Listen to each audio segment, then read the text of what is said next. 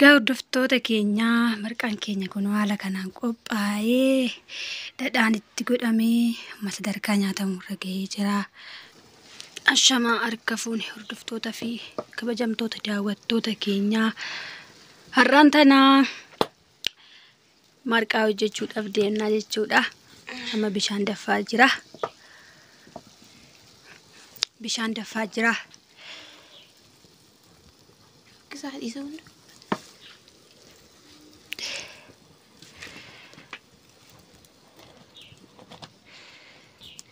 Daawwatti namaa jira akkuma argitanii.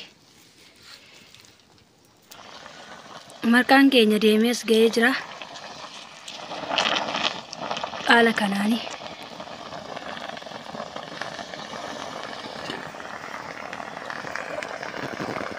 Bishaatti namaa jechuudha akkuma argitanii.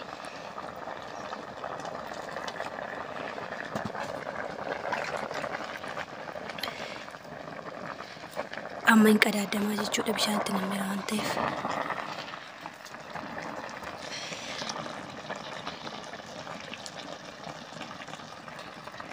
Sistarii quxusuu godhaa jechuudha kan marqaa jiru.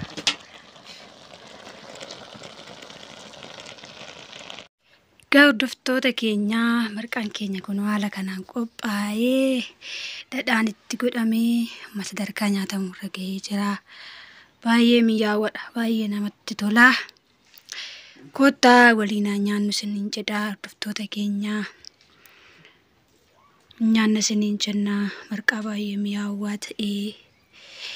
Kottaa nyaannaa isiniin jenna. Amma kallattumaan gara nyaata isaatti deemnaa jechuudha nyaannu.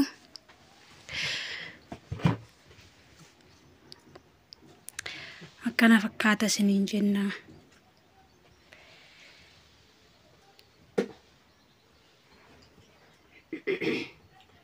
Ini hari nak kabarnya ada.